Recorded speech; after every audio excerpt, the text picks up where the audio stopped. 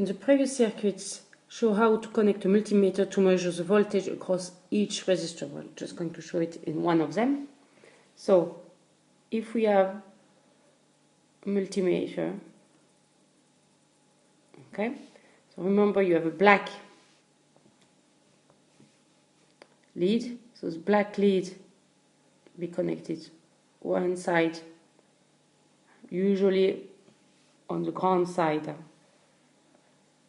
towards the ground, and the red. Now if you swap the two leads, your just voltage is going to show to be negative, but it doesn't matter, this value is going to be right. Of course, you'll have to set your multimeter to voltage, but you put two leads each side in parallel. The multimeter to measure voltage is connected in parallel.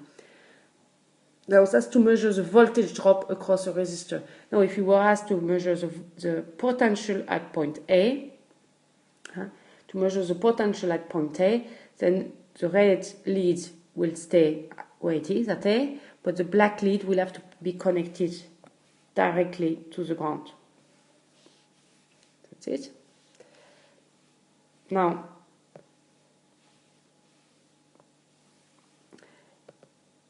if two equal resistors are used in a potential divider, what is the relationship between V out and V in?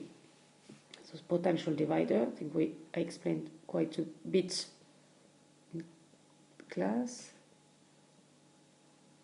Okay? So you have in potential divider what you usually call Vs is called V in.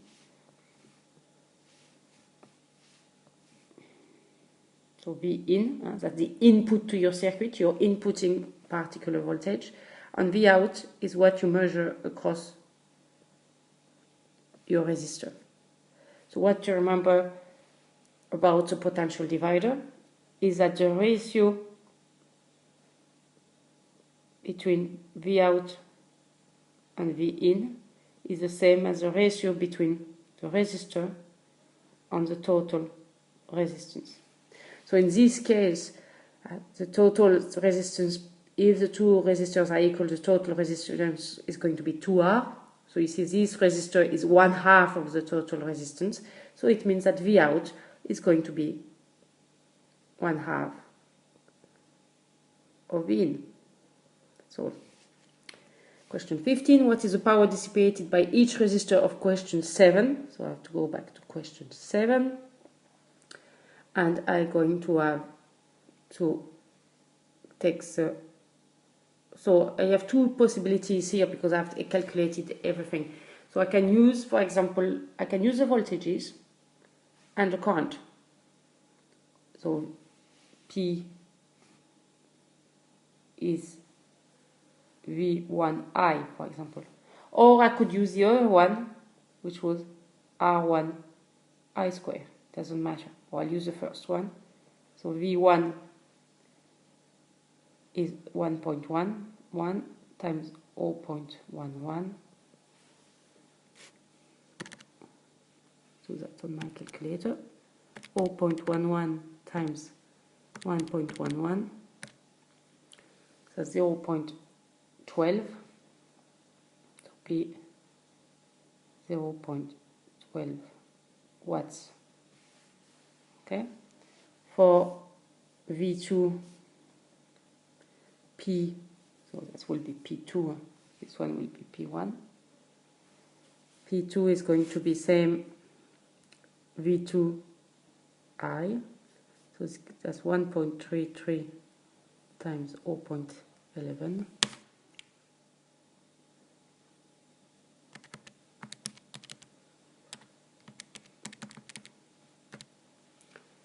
0.147 watts, and V3, so P3 is going to be 2.55 times 0.11.